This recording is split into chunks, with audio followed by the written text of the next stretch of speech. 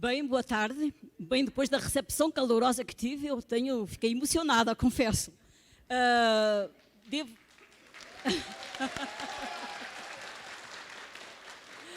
Muito sensibilizada mesmo, e muito sensibilizada sobretudo pelo facto de ter visto a quantidade de pessoas que vieram ao Congresso. Isso é extraordinariamente importante, sobretudo no momento em que vivemos, não só no Brasil, mas no mundo, de nos passarem de uma forma permanente uma só visão, uma só solução, um só projeto e uma só saída.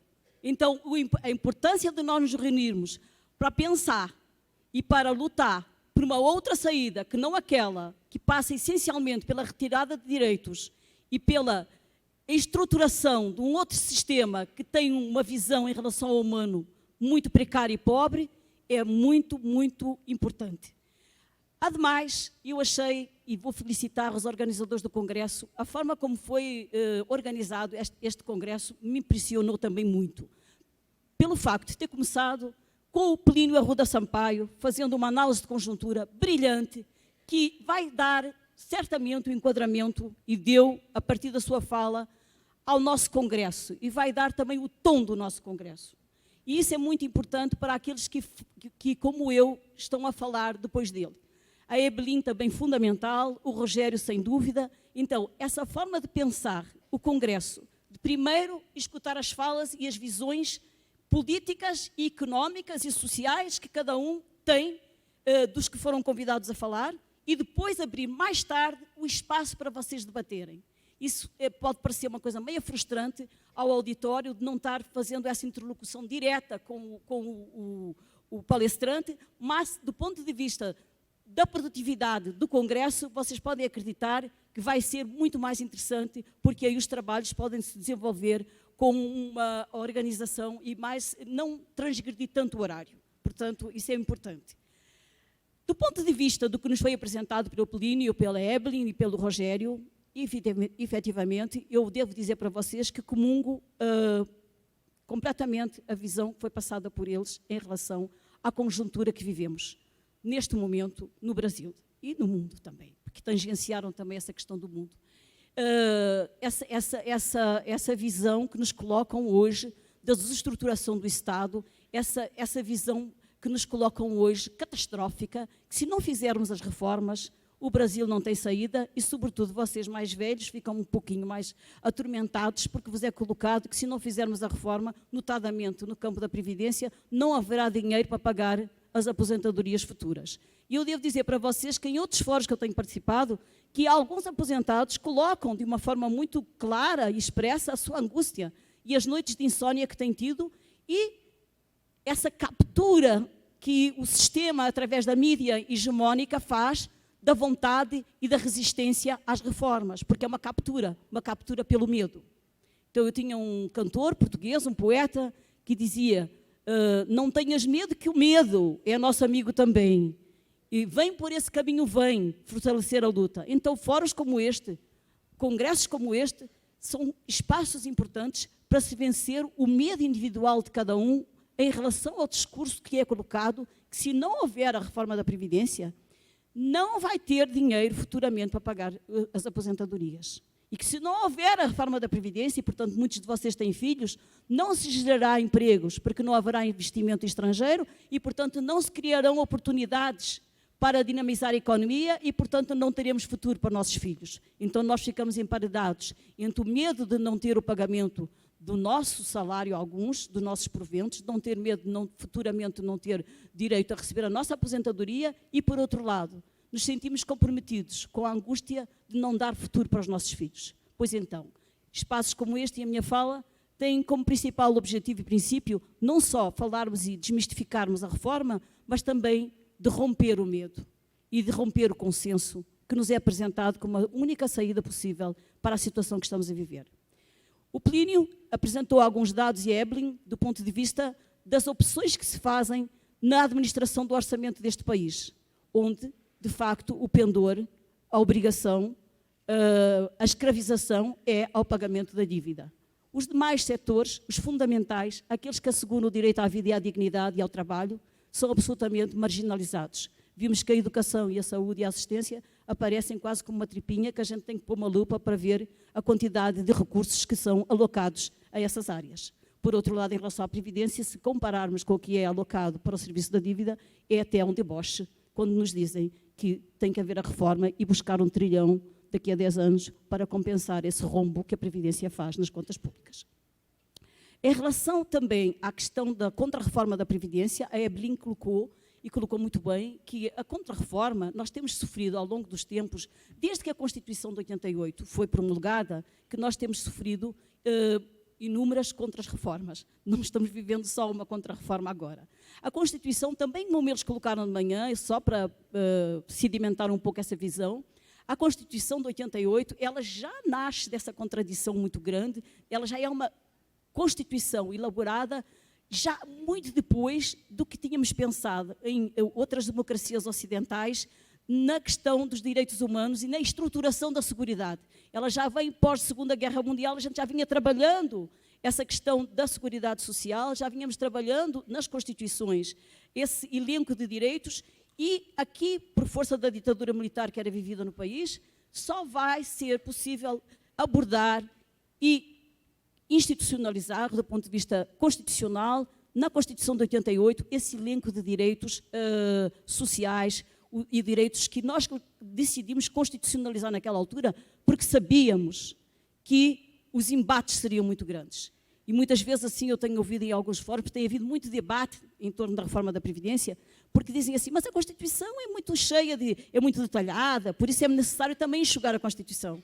Mas a Constituição é detalhada, não por acaso. A Constituição é detalhada porque nós sabíamos que constitucionalizar direito é muito mais difícil depois de retirar o direito. É por isso que a nossa Constituição é uma Constituição muito detalhada, vis-à-vis de outras Constituições de outros países e de outros sistemas, ao qual o Brasil se filia do ponto de vista jurídico. Mas era para impedir que, rapidamente, e também foi muito bem colocado de manhã aqui, que as leis duram muito pouco aqui no país. A gente faz uma lei, mal está aprendendo, mal está vivenciando os efeitos daquela lei, já vem uma outra lei e que vai derrogar aquela lei anterior. É tudo muito rápido e não acontece que ela se cole, que a gente interiorize, que a gente tenha consciência do direito. E talvez por, aqui no Brasil, haver tanta dificuldade de interiorizar e ter consciência do direito, é que eu vejo, de uma forma muito entristecida, a resistência à presente reforma da Previdência tão fraca e tão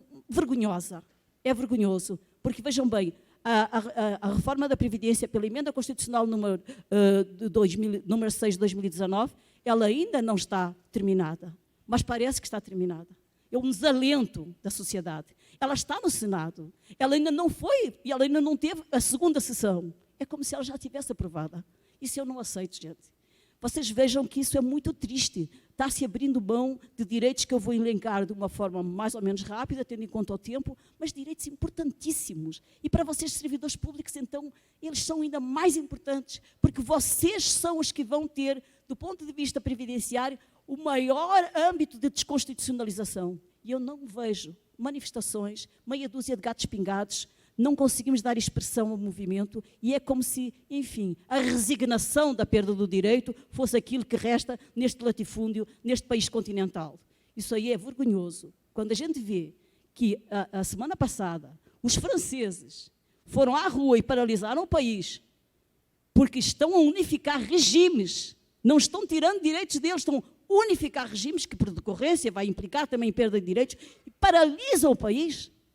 A gente fica até assim, não que haja raças superiores, mas pelo amor de Deus, eu nem tenho nenhuma simpatia em especial pelos franceses, mas pelo amor de Deus, eles têm consciência do seu direito.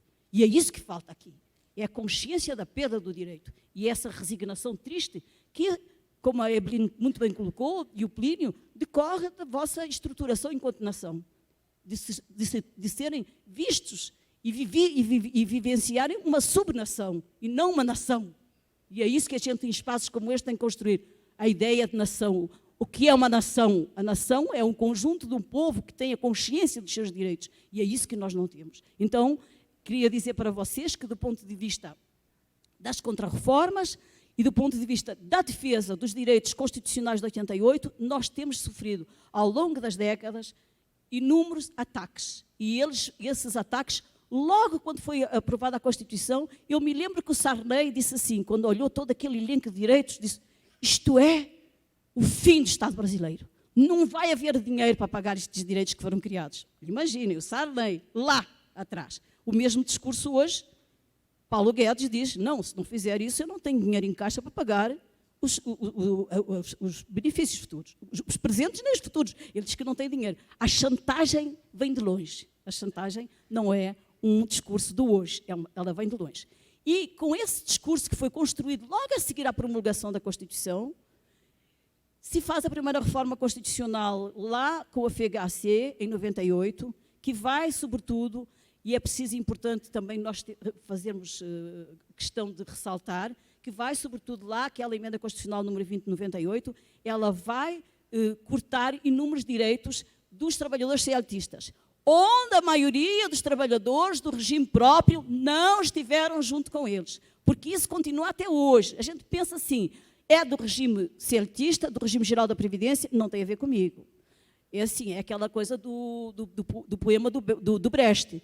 Vieram buscar o cigano, não, mas eu não sou cigano. Vieram buscar o vizinho, mas ele é judeu, eu não sou judeu. Quando vieram buscar, já não tinha ninguém para estar com ele e denunciar que ele estava sendo levado. Então, na Previdência tem acontecido isso. A emenda constitucional número 20 passou batida, sem solidariedade de classe e sem união. Os trabalhadores CLTistas ficaram absolutamente sozinhos, perderam inúmeros direitos e lá em 99 já vão estabelecer o tal de fator previdenciário. Então, é importante essa questão do fator previdenciário, eu já vou abordar essa questão de imediato, porque o fator previdenciário, ele já é, naquela altura, uma maneira de nós contemplarmos, dentro do regime previdenciário brasileiro, a questão do envelhecimento da população. Que eles batem demais em cima disso. É preciso aumentar a idade para obter a aposentadoria, porque a população está a envelhecer. Eu costumo dizer que isto aqui é, de facto, uma perversidade. Nós somos punidos por estar a viver mais. Vivemos mais por quê? Porque vivemos mais porque as condições sanitárias são melhores. Isso é uma conquista da civilização, porque não se vive mais porque se toma uma pílula. Se vive mais porque as políticas que tinham sido aprovadas na Constituição de 88, do ponto de vista da saúde, do ponto de vista sanitário, do ponto de vista da prevenção à doença, vai fazer com que a gente tenha uma longevidade maior.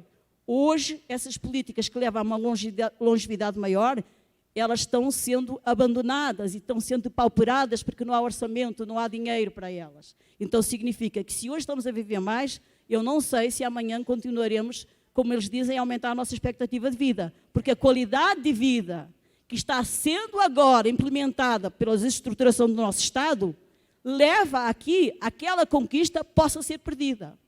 Leva a que a nossa população fique cada vez mais adoecida. Leva a que a nossa população tenha uma saúde cada vez mais precária, que o Giovanni vai abordar, e, portanto, não tenha a assistência necessária para lhe assegurar essa longevidade que vem sendo dada como uma coisa concreta e que só tende a crescer. Não, ela tende a crescer se houver investimento público, no sentido de qualificar a vida.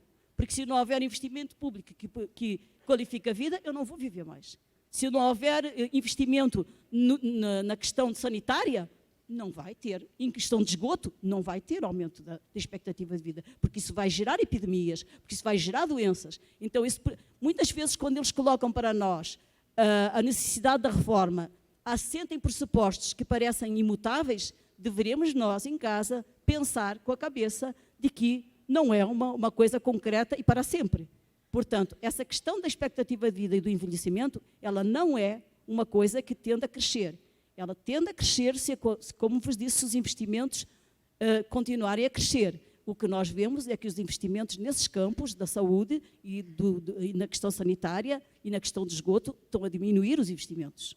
E, portanto, logo vai alterar o padrão de envelhecimento. Por outro lado, essa questão do envelhecimento, ela só pesa quando, como também os palestrantes da manhã colocaram, quando, por exemplo, há um equilíbrio no mundo do trabalho. E nós não temos um equilíbrio no mundo do trabalho. Nós fizemos aqui no país, primeiro fizeram uma reforma trabalhista, em 2017, precarizaram a relação de trabalho, que já vinha sendo precarizada há mais tempo, porque vocês na função pública há horas que vocês não têm concursos, ou têm concursos muito distantes um do outro, e, portanto, a reposição dos trabalhadores ativos, ela é cada vez menor, pela precarização do contrato de trabalho e pela terceirização, por exemplo, para o regime próprio. Portanto, quando vão analisar a questão do regime próprio, dizem, olhem só, são milhares de aposentados, olha que pouquinho dos ativos a contribuir para os aposentados. Mas não é por causa do envelhecimento da população, não. Que são pouquinhos os ativos e são muitos os aposentados. Os pouquinhos ativos são pouquinhos porque não há concurso. São pouquinhos porque é a terceirização. São pouquinhos porque há essas alianças entre o privado e o público. São pouquinhos porque cada vez se torna e se quer, dentro dessa estruturação do capital, um Estado cada vez menor. Um Estado cada vez mais ausente das políticas públicas. E, portanto, não tem servidor público novo. E, portanto, o desequilíbrio entre o ativo e o inativo não é porque estamos envelhecendo, não. É porque há um desequilíbrio profundo, há um desemprego endémico, como foi trazido aqui pela manhã, os números assustadores, que temos mais de 40 milhões de brasileiros ou desempregados, ou subutilizados, ou desalentados. É um número muito grande, são pessoas que, por excelência, não pagam para a Previdência. Então, não tendo uma economia saudável, não é porque a população está envelhecendo que a Previdência está desequilibrada. A Previdência está desequilibrada porque não se cria condições de equilíbrio entre o que entra e o que sai. Cada vez sai mais, vocês veem cada reforma anunciada da Previdência, são milhares e milhares de servidores que entram com o pedido de aposentadoria, vão buscar, vão se esgatanhar na busca de tempos que fizeram quando eram mais jovens, para sair desse cerco que lhes é lançado pelas reformas que vêm sendo aprovadas ao longo das décadas. Portanto, quando, por exemplo, a FHC introduz o fator previdenciário, já vai, sim, as pessoas se aposentam mais cedo, mas se aposentam mais cedo, mas com uma aposentadoria miserável. E no caso da mulher, então, nem se fala, porque as mulheres atingem os 30 anos de atividade e, sobretudo, se são oriundas de classes menos privilegiadas, muito cedo, porque começaram a trabalhar muito cedo. Então, os pobres, mais uma vez, são penalizados. Então, ela faz 30 anos de serviço com uma idade precoce, ou 35 anos o homem com uma idade precoce, mas para ganhar 50% daquilo que teria direito. Então, muitas vezes, a aposentadoria precoce, ela se prende com outro problema. Eu vou me aposentar mais cedo porque eu não tenho trabalho. E, portanto, a minha aposentadoria antecipada, miserável, é para eu conseguir um pouco para garantir a minha dignidade e para conseguir comer. É isso que as pessoas fazem muitas vezes. Não se aposentam cedo porque são os malandros, não se aposentam cedo porque querem se aproveitar do sistema público, se aposentam cedo por falta de alternativa no sistema e porque uma pessoa com 45, 50 anos não consegue mais um novo posto de trabalho. Então, isso faz com que as pessoas desequilibrem essa previdência. Mas não são as pessoas que querem, não é malandragem, entre aspas, como é vista pela elite que hoje detém o poder.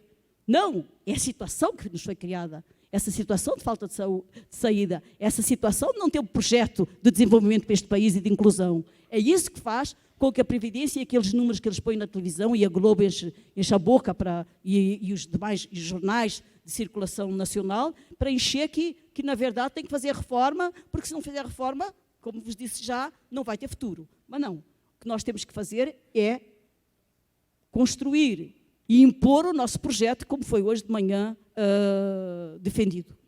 Por outro lado, vocês souberam também, vocês sofreram na carne, a emenda constitucional número 41, em 2003, que vai alterar profundamente o perfil do vosso regime próprio, que vai, e isso não está sendo divulgado nos meios de comunicação, isso é colocado debaixo do tapete porque ninguém quer fazer ênfase. Em 2003, os servidores do regime próprio, os trabalhadores da função pública do regime próprio, perderam o direito à paridade. Não têm mais, a partir de então, o direito à paridade. Quer dizer que todo aquele que entrou no serviço público, a partir de 2003, não vai ter paridade na integralidade.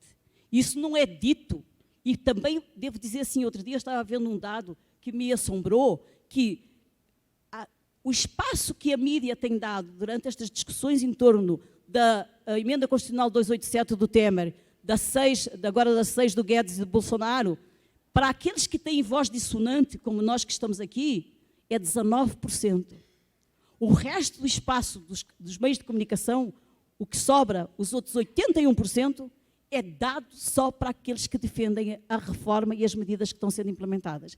Isto é profundamente antidemocrático. Se há gente que ainda acredita que vivemos numa democracia, posso-vos dizer, é uma democracia fraca. Pode ser uma democracia porque se vota, mas votar só e se esgotar no voto não é uma democracia completa. Nós vivemos essa falta de democracia na medida em que não há um equilíbrio dos meios de comunicação, por exemplo, de dar voz àqueles que não estão costurados e unificados no projeto que está sendo imposto. Portanto, é uma coisa que é importante salientar. Então, lá em 2003, já se estabeleceu que não haveria paridade nem integralidade para os novos servidores e se estabeleceu idades terríveis, que nos faz com que depois nós, lá mais à frente, tínhamos feito a emenda constitucional número 47, se lembram, onde nós tentámos amenizar as regras de transição, que, de facto, para se aposentar seria 55-60, 55 mulheres, 60 homens, mas tentámos fazer com que o tempo, que já é tempo de serviço, fosse contado e diminuísse na idade. Portanto, já lá, eles vão estabelecer um critério rigoroso também de idade para o servidor público, para impedir o acesso ao benefício. Isso não é falado. Estão dizendo que estão fazendo a atual reforma para acabar com os privilégios.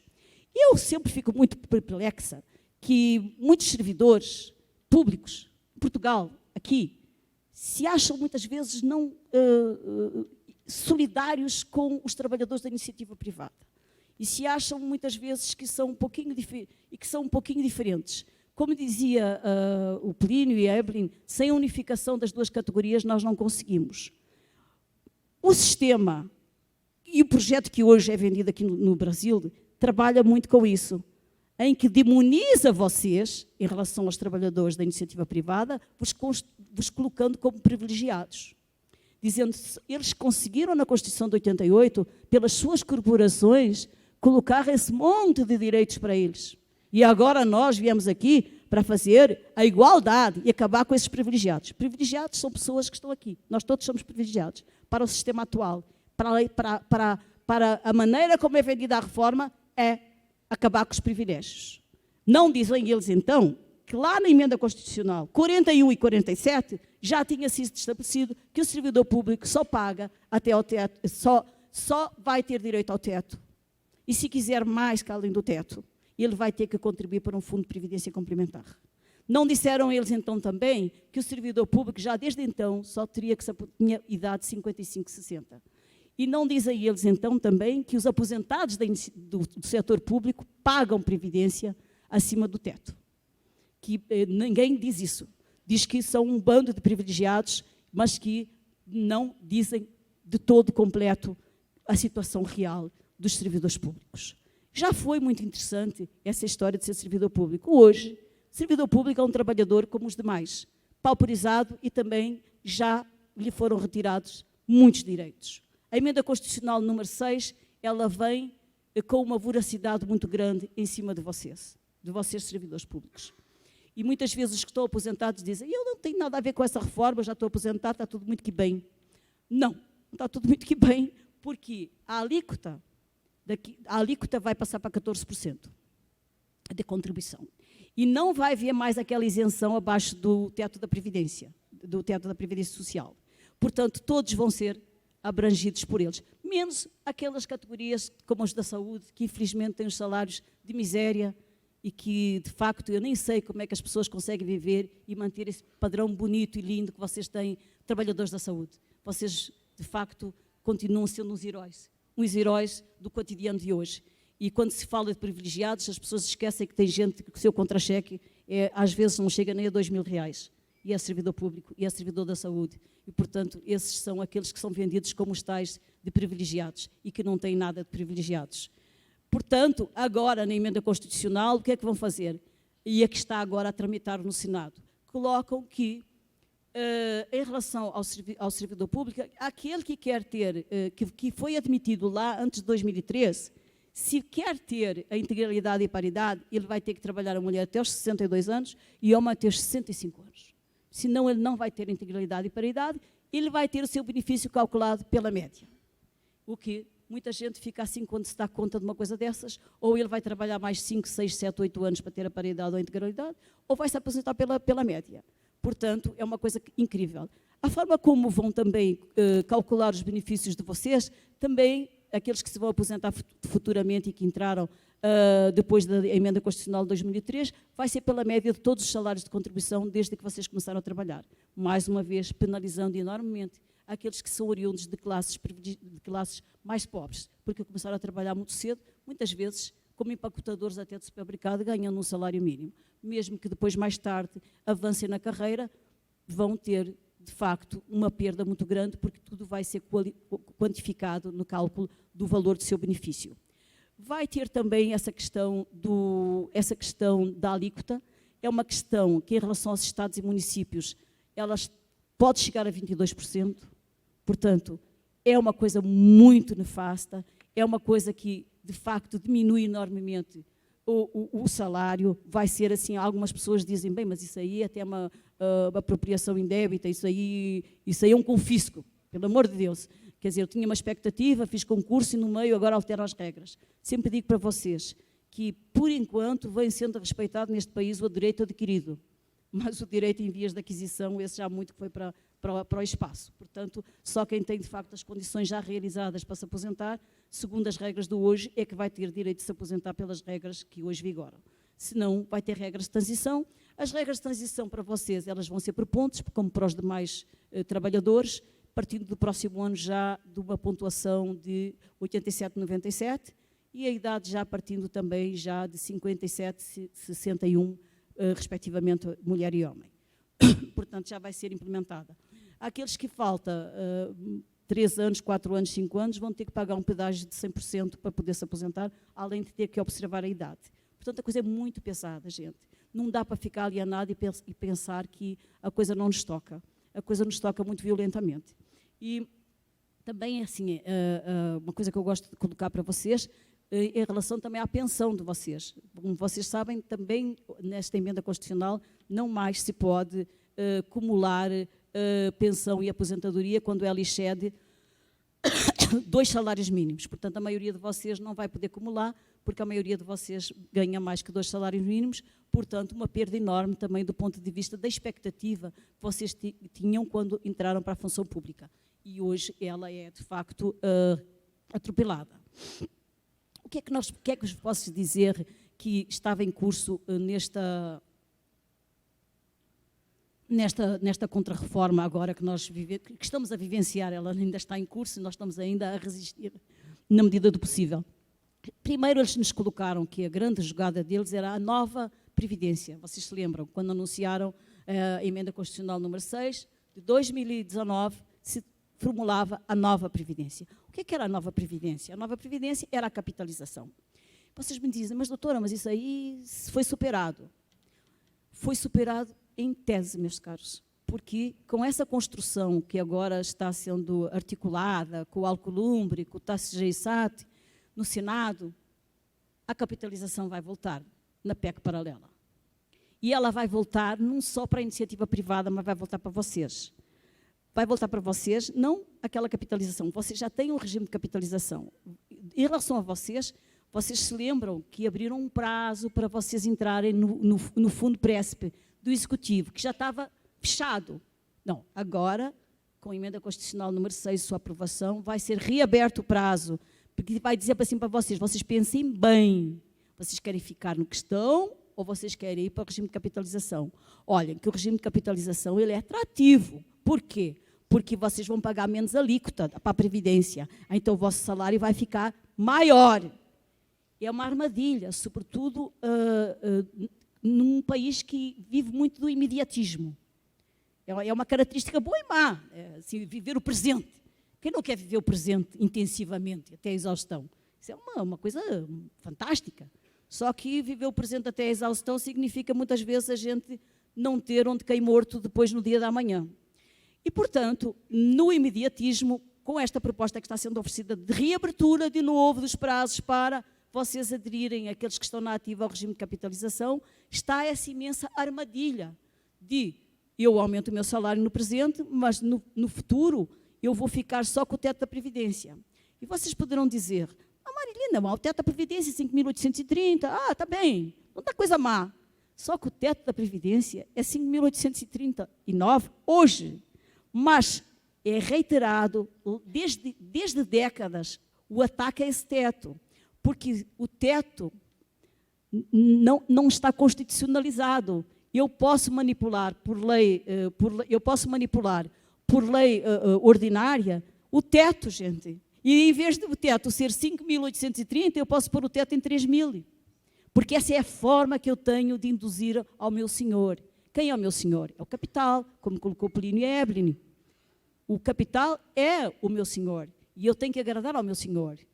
E o capital está me exigindo o quê? O capital está me exigindo espaço, está me exigindo campo para eu investir e explorar mais e aumentar mais o meu lucro.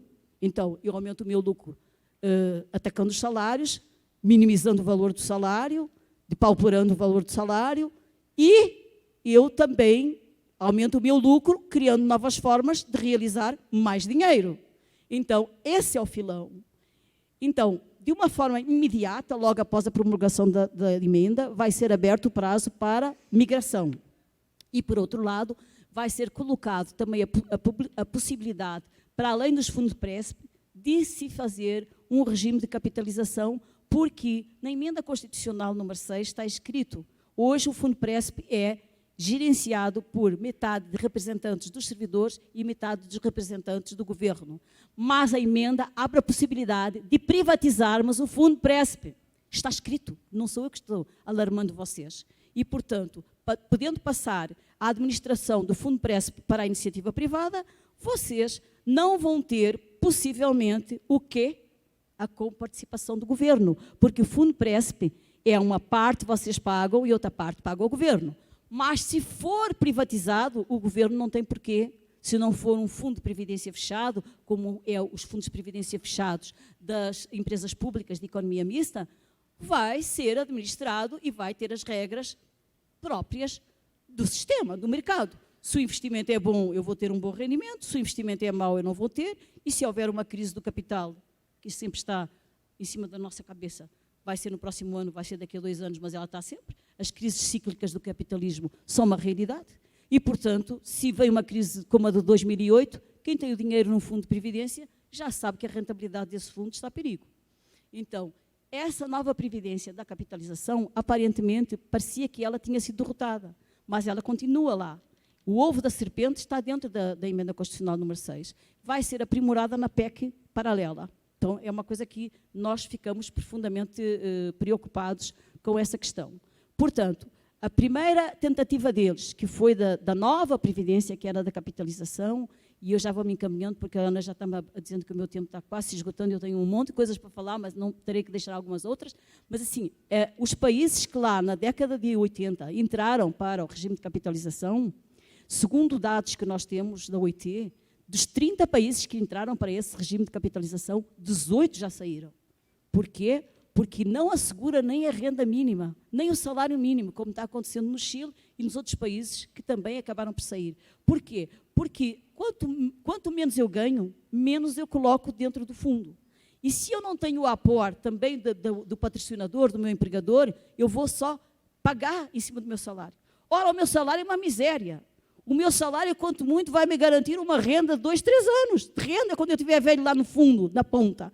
Não vai me garantir uma renda digna, porque é muito pouco dinheiro que eu aportei para o meu fundo. Claro que um burguês, um cara que ganha muito bem, pode aportar bastante para o seu fundo de previdência privado e ele vai ter uma renda razoável lá no fim, porque ele aportou bastante. Mas quem ganha pouco ou quem ganha razoável, não tem como aportar muito. Então, o seu fundo, a sua previdência, a sua aposentadoria vai ser a rentabilidade desse fundo. E isso significa que eu não tenho a minha velhice assegurada com dignidade. E, por outro lado, muitas vezes eles vendem no mercado que vai ser para a vida inteira. A vida inteira é até aos 85 anos, porque eles trabalham com a projeção da expectativa de vida. Se eles trabalham com um fundo que a expectativa de vida é 85, 89, 90, acabou. Mesmo que eu viva muito mais. E ali eu vou ficar aonde? Debaixo do teto, na rua. Eu vou ficar sem nada, porque eu não vou ter mais renda. Portanto, gente, tem que, deste Congresso, pelo amor de Deus, sair como uma tese, como uma resolução, não definitivamente a qualquer tipo de capitalização da nossa Previdência. A nossa Previdência tem que ser pública e tem que ser assegurada pelo Estado, porque senão não tem sentido ter Estado só para ter Forças Armadas e Exército. E por Forças Armadas e Exército, digamos que não entraram nesta reforma, Primeiro mandaram uma fantochada lá do papelucho de reforma que ninguém considerou. E agora, a semana passada, esta semana fomos defrontados que não só eles não vão entrar na reforma da Previdência, como ainda vão ter um bónus. Criaram penduricalhos de deslocação, penduricalhos de qualificação e aumentaram o orçamento das Forças Armadas. Porque, como diríamos também pela manhã, sem força e autoritarismo, essa pujança de poder exibida pelo vosso atual presidente, ela não se sustenta, gente. Ela tem que ter esses cachorros, esses bulldogs bem alimentados, bem satisfeitos, porque senão eles querem carne. Então, antes seja a nossa do que a deles. Por isso eles fazem concessões. E, portanto, vocês vejam como é demagógico e como é falsa a argumentação do Guedes, a argumentação do Bolsonaro, dizendo que sem esta reforma nós não temos futuro e não temos amanhã e que ela é muito importante. A reforma, ela é importante. Por que é que ela é importante? Ela era importante, esta reforma, para nós qualificarmos e alargarmos os benefícios. Como, por exemplo, o BPC, em vez de eles terem apertado o garrote de concessão do benefício com aumento muito detalhado da renda, só muito miserável vai ter acesso ao benefício do BPC, foram enfáticos de 1/4 do salário mínimo per capita, eles não vão privilegiar. Aí nós tínhamos que fazer reforma. Aí, aquela emenda que entrou até no Senado, tinha que ser meio salário mínimo e olha lá, per capita, para assegurar o benefício. Isso não foi contemplado. Como não foi contemplado essa questão de que nenhum benefício pode ser abaixo do mínimo. E ainda ficou na emenda, agora na emenda prevalece, porque o Senado não vai alterar em nada da emenda, da proposta que veio da Câmara, que a pensão pode ser abaixo do mínimo. Ela pode ser abaixo do mínimo quando ela vai acumular com outro benefício. Então, ela pode ir a R$500, pode ir a 400, porque ela vai ser 50 mais 10, 60% no salário mínimo. Portanto, é uma brecha, gente, é uma brecha muito grande, porque isso abre um precedente. Porque se vai pela pensão, daí a pouco já vai por mais outros campos. Então, outros países como o meu ampliam benefício. Ampliam benefício, não restringem benefício, porque não é só um caminho. Há caminhos para nós tornarmos a nossa previdência musculada. E os caminhos para tornarmos a nossa previdência musculada são, sem dúvida alguma, a questão ligada à questão dos tributos.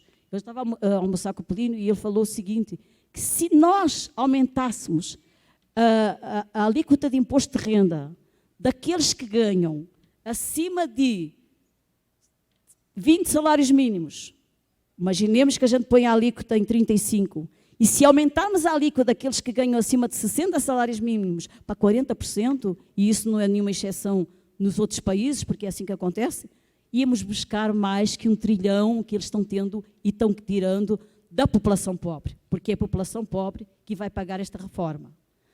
Os servidores públicos também, mas não é o capital. O capital vai ter assegurado o aumento da sua taxa de lucro, porque não é tocado. Não se tem uma linha em relação à questão da sonegação na nossa emenda. Não se tem uma linha, está agora no Senado, e, portanto, é importante este espaço. O Senado, ele também foi sensível, entre aspas, de que não mais se pode continuar com a isenção dos produtores do agronegócio na exportação e na produção de contribuição à Previdência Social, gente. Isso aí é um escândalo. Mas é um escândalo muito grande, porque é o setor que mais está enriquecendo neste país. Ele é o carro-chefe desta economia. Não. Continua estabelecido que não vão ter... o Senado diz que vai para a PEC paralela. Daí a necessidade de nós estar atentos e nos fortalecermos e de exigir que sim, então que isso aconteça. Também em relação às filantrópicas, o Senado também tem uma proposta de emenda que as filantrópicas, tirando as santas casas e aquelas que fazem saúde, que produzem saúde ou organizam a saúde também para classes mais precárias, também seja isenta. Mas nós sabemos que também aí teria que haver uma revisão, porque tem filantrópicas da saúde que estão riquíssimos, que as pessoas até querem, porque são os melhores hospitais. Quem é que não quer ir? Quem é que não quer ir para o Moinhos? É uma filantrópica. é uma filantrópica, mas tem lucro. O Mãe de Deus é uma filantrópica, tem lucro, né? Então, isso também, e em relação às filantrópicas do ensino, olhem a Unicinos, é legítimo que seja isenta? Não é possível, né? Então, tem campo para nós muscularmos a Previdência. Então, a questão da sonegação, a questão das isenções e a questão de não cobrarmos as dívidas à Previdência faz com que apresentem esses números estarrecedores. E só nos apresentem, e aí já vou terminar, normalmente só apresentam para nós o quê? Apresentam para nós, do ponto de vista do equilíbrio da Previdência, o que entra através da folha de salários. E as demais fontes que foram criadas na Constituição de 88, elas não entram desde que elas foram para o Receitão. Quando para o Receitão entram em tudo.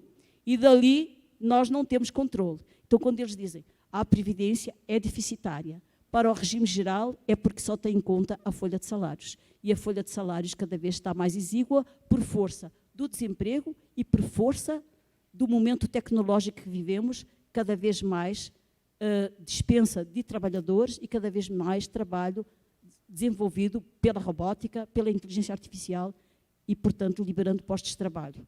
E, portanto, se não formos incisivos sobre o lucro para efeitos da Previdência e cobrarmos para a Previdência, há uma riqueza cada vez mais produzida para as corporações e para as grandes empresas, o empobrecimento cada vez mais da Previdência, porque não tem trabalhador contribuindo. Então, precarizar o contrato de trabalho e não ter em conta o momento tecnológico que vivemos é uma tremenda covardia e uma deturpação do discurso, uma pós-verdade, e apostar nessa coisa catastrófica.